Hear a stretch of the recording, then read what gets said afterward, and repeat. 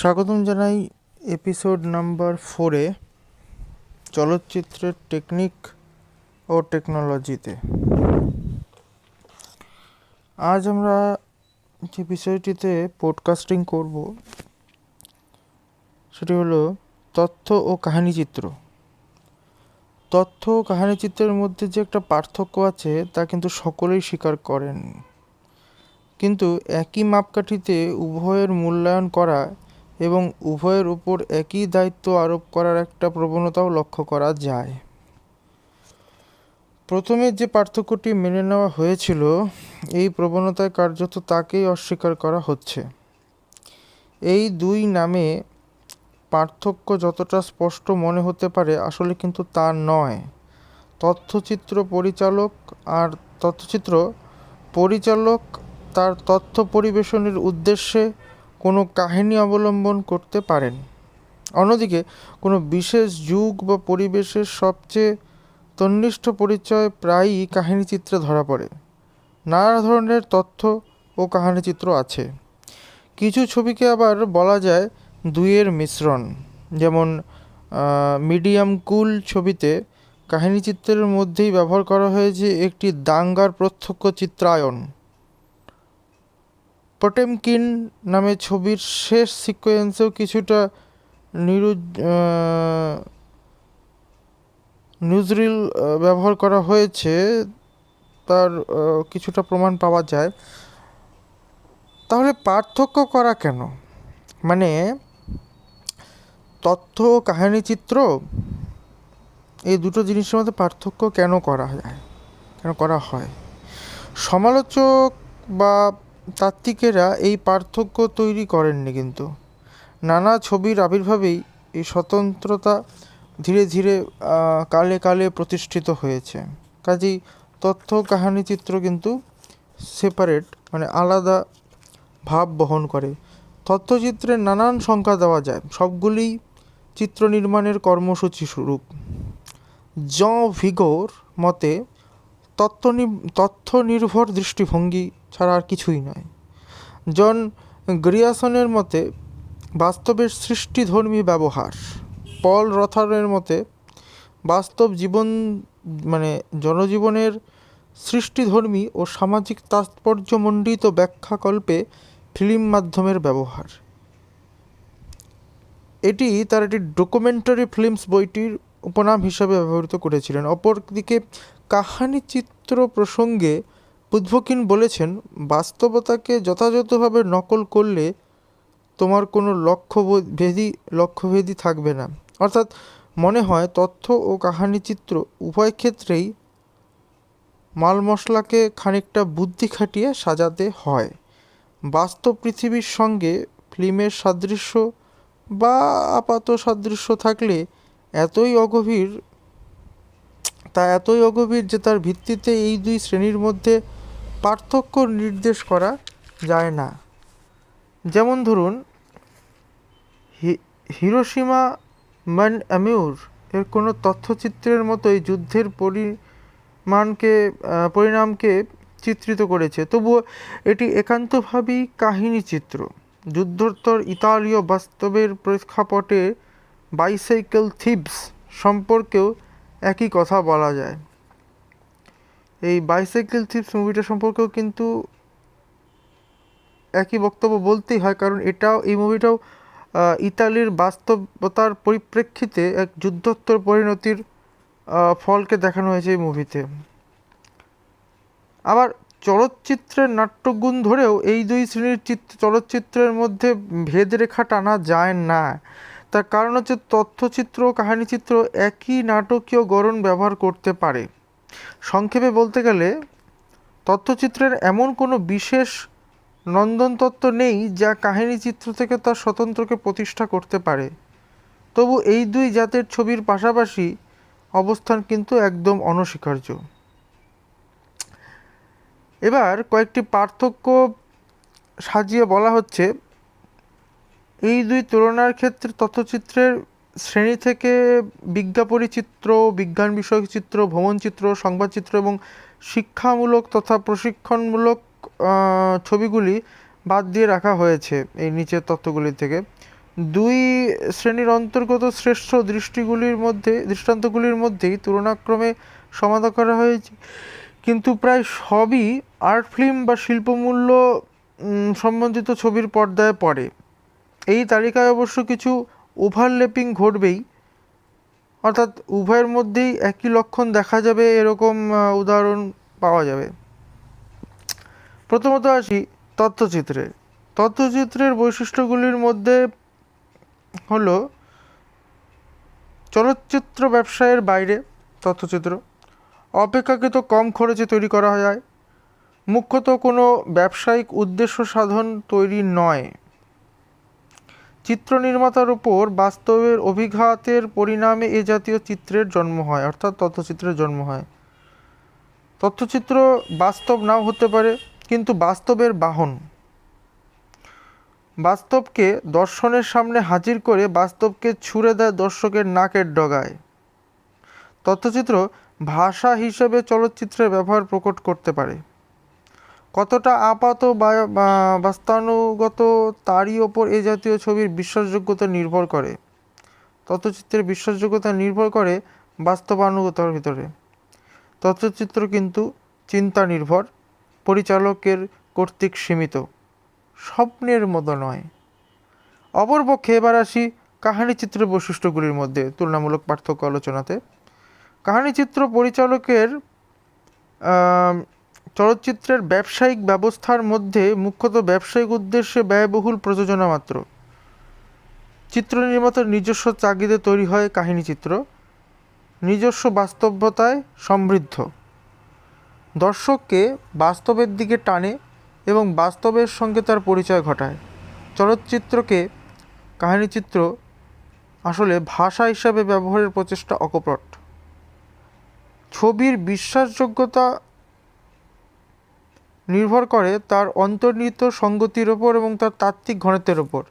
এবার এই যে চলচ্চিত্রের ভাষা হিসেবে ব্যবহারের প্রচেষ্টা অপ্রকট, সেটা এত কম শব্দে বোঝানো সম্ভব নয়। অর্থাৎ চলচ্চিত্রকে কাহিনীচিত্র মানে চলচ্চিত্রে কাহিনীচিত্রের যে ব্যাপারটা আসছে সেটা চলচ্চিত্রের ভাষাকে বেসিক্যালি ব্যবহার করে না। অর্থাৎ কোনো কিছু কমিউনিকেশনের ব্যাপারে কিন্তু এরা যে আগের এপিসোডে যেরকম মাধ্যমের উপরে যে আলোপ আলোচনাটা আমরা করলাম, সেই মাধ্যমকে ব্যবহার করছে না, দর্শককে ব্যাখ্যা করে নিতে উৎসাহী করে কাহিনীচিত্র। আবেগ নির্ভর তো বটেই, এবং স্বপ্নের মতো ব্যাপারটা পরিচালক কর্তৃক স্বয়ম্ভু। এবার এই যে দুটা আলাদা আলাদা তথ্যচিত্র এবং কাহিনীচিত্রের উপরে যে বিশ্লেষণমূলক ব্যাখ্যা আলোচিত হলো এখন, এই যে সারণী, এই সারণীর তৃতীয় পার্থক্যটি সবচেয়ে গুরুত্বপূর্ণ, অর্থাৎ নিজস্ব বাস্তবতা। তথ্যচিত্র বহন করে না, আর কাহিনীচিত্র বহন করে। অপরদিকে তথ্যচিত্রের অস্তিত্ব সম্পূর্ণ নির্ভর করে ছবির বাইরের এক বাস্তবের উপর, এবং ছবির লক্ষ্য থাকে সেই দিকে। শুধু এই লক্ষণটিই তথ্য ও কাহিনীচিত্রের পার্থক্যের ভিত্তি। তাদের কাঠামোয় তেমন কোনো মৌলিক পার্থক্য কিন্তু নেই। উপরোক্ত সারণীর ভিত্তি করে এবার আমরা নতুন একটা সংজ্ঞা কিন্তু দিতে পারি। তথ্যচিত্র বিশেষ দৃষ্টিকোণ থেকে দেখা কোনো একটি সুনির্দিষ্ট বাস্তবের চিত্রায়নের চেষ্টা মাত্র, আর কাহিনীচিত্র হচ্ছে স্বয়ংসম্পূর্ণ এমন এক বাস্তব সৃষ্টি করার চেষ্টা যাতে পরিচালকের অনুভূতির প্রকাশ পায়। বলা যায় তথ্য ও কাহিনীচিত্র উভয় ক্ষেত্রেই পরিচালকের ব্যক্তিত্বের কিছুটা ধরা পড়েই যায়। দু ধরনের ছবিকেই বাস্তব বলে মনে হতে পারে, আবার অবাস্তব বলেও মনে হতে পারে, কিন্তু তথ্যচিত্র বাস্তবের কোনো একটি ব্যাপারের সঙ্গে প্রত্যক্ষভাবে যুক্ত, এবং কাহিনীচিত্র এমন এক কল্পনা বাস্তব ধারণা করে যা গভীরে চলে গিয়ে দর্শক ইচ্ছে করলে পরোক্ষভাবে আবার বাস্তবেও কিন্তু ফিরে আসতে পারে। মানে টোটালটাই অবাস্তব বা স্বপ্নের জগতের মধ্যে যে বিচরণ করবে তা কিন্তু নয়। ফিল্ম বা সিনেমা নিয়ে আলোচনা করতে গেলে প্রথমে যে সমস্ত প্রশ্ন ওঠে তা ওই বিশেষ মাধ্যমটির নিজস্ব প্রকৃতি নিয়েই। তাই এবার আমি সিনেমা কাকে বলের পরিবর্তে প্রশ্ন করতে চাই, সিনেমার মধ্যে কি আছে যা তাকে সিনেমা করে তুলেছে? এই প্রশ্নের উত্তর খোঁজার চেষ্টা করলে আমরা সিনেমা কাকে বলে এর উত্তর অবশ্যই পাব। এবং এই প্রশ্নটির আলোচনাতে সীমাবদ্ধ থাকলে যে সমস্ত ত্রুটি বিচ্যুতি ঘটে সেগুলোকেও, একটা সিনেমা তৈরি করতে গেলে কী কী ত্রুটি বিচ্যুতি ঘটে সেগুলো কিন্তু আমরা এই আলোচনার মাধ্যমে ধীরে ধীরে জানতে পারব। সিনেমার মধ্যে কি এমন আছে যাকে সিনেমা করে তুলেছে? আমরা প্রায়ই বলি ও শুনি যে সিনেমা হলো বিভিন্ন শিল্পের এক সংশ্লেষণ। ছবি দেখার অভিজ্ঞতা এই বিবৃতির সত্যতা প্রমাণ করে। চলচ্চিত্রের কোনো বিমূর্ত আলোচনার থেকে এই সিদ্ধান্তে আসা যেতে পারে যে চলচ্চিত্রের একটা নিজস্ব শিল্পরূপ রয়েছে এবং যে কোনো ছবি অবশ্যম্ভাবী ও বিশুদ্ধভাবে সেই শিল্পই হওয়া উচিত। কিন্তু এই সিদ্ধান্ত আমাদের অভিজ্ঞতার সঙ্গে যায় না এবং এই মনোবৃত্তি সিনেমাকে অপুষ্টির দিকে ঠেলে দেয়। তবু নিশ্চয়ই এমন কোনো উপায় আছে যার সাহায্যে বোঝানো যেতে পারে কিভাবে একটা ছবি নাটক বা সঙ্গীত থেকে আলাদা, এবং নিশ্চয়ই এমন কিছু সূত্র বা নিয়ম আছে যা চলচ্চিত্রকার ও চিত্র সমালোচক তাদের উৎকর্ষ বৃদ্ধির কাজে সাহায্য করতে পারে।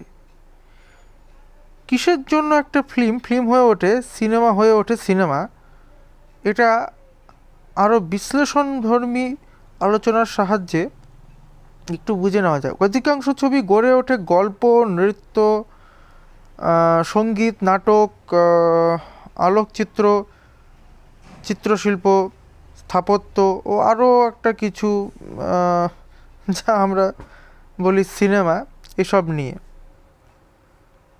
যদি তারা কোনো একটা ছবির মধ্যে সুষমভাবে সংশ্লিষ্টও হয়ে যায় তবু এই উপাদানগুলির নিজস্ব অস্তিত্ব কিন্তু হারিয়ে যায় না। যেমন একটা ছবির নাটকীয় অ্যাকশনকে ছবি থেকে বিচ্ছিন্ন করে ভাবা যায়, যার অর্থ ছবির নাট্যাংশের অস্তিত্বে মূল ছবি নিরপেক্ষ হতে পারে।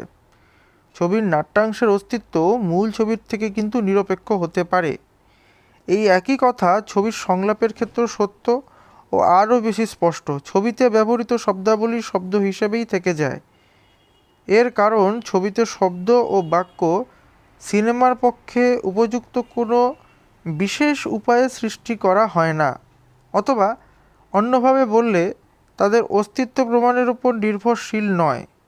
তারা চলচ্চিত্র নিরপেক্ষ হয়ে অবস্থান করতে পারে।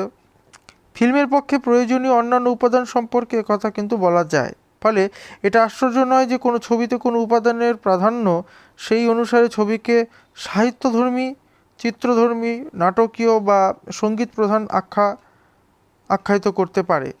আমাদের পরিচিত অধিকাংশ ছবিতেই যে উপাদানটির প্রাধান্য রয়েছে তা হলো নাট্য।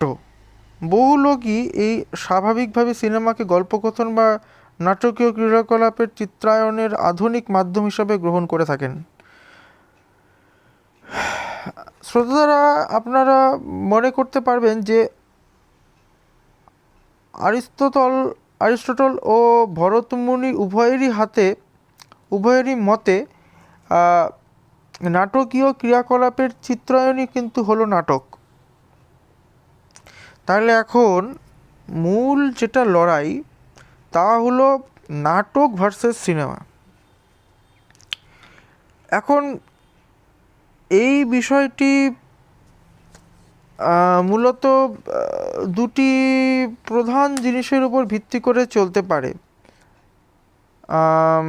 এক হলো ইতিহাস ভিত্তিক রচনা, আর হচ্ছে চলচ্চিত্রকারেরা সিনেমার বিভিন্ন কলাকৌশলের সাহায্য নিয়ে যে পর্দায় নাটক বা নাট্যরূপ তার পরিবেশন করে তার উপর একটা ডিপেন্ডেন্সি থেকে যায়।